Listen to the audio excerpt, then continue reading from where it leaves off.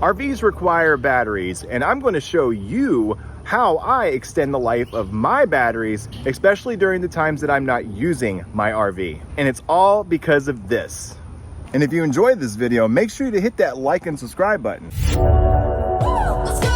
Looking for wonderful places to camp? Then use LIFE Campgrounds. Find information, reviews, tips and tricks, and more. And unlock even more features with an RV Life Pro subscription by scanning the QR code on the screen or by clicking the link in the description box of this video. Plus, save 25% off your first year subscription and lock your rate. Thank you so much, RV Life Campgrounds, for sponsoring this video.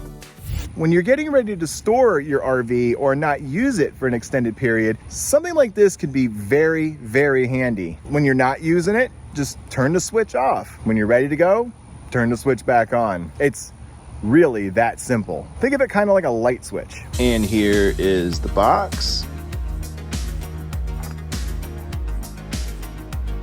Opening. We have the switch, some mounting hardware, and a little booklet with a diagram on how it can be installed.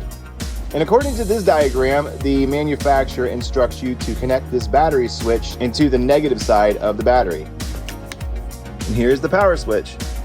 It's made out of really good material. It feels very rugged, like it's gonna last a while.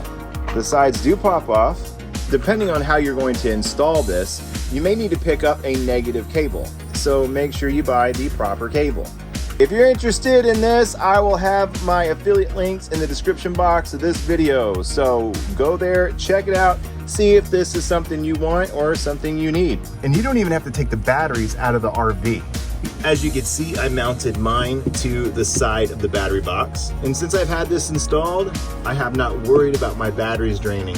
You can see that I ran the battery cable from my negative post through the box, and it attaches to the switch. And I know this might look a little wonky the way this is done, but if you look at the side of my RV, at least on the Keystone Springdale fifth wheels, positive to black wire, negative to white. You can see the white and the black. From the RV into the switch, from the switch onto the battery. And when you're getting ready to tow, make sure that battery switch is on.